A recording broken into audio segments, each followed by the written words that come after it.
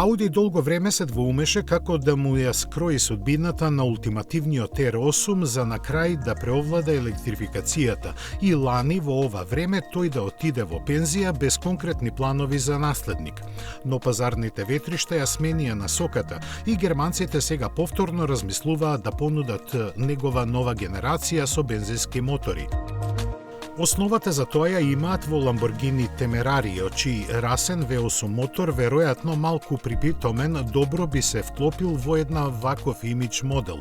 Неофицијално неговиот развој веќе има добиено зелено светло и тој би можел да се појави во 2027 година.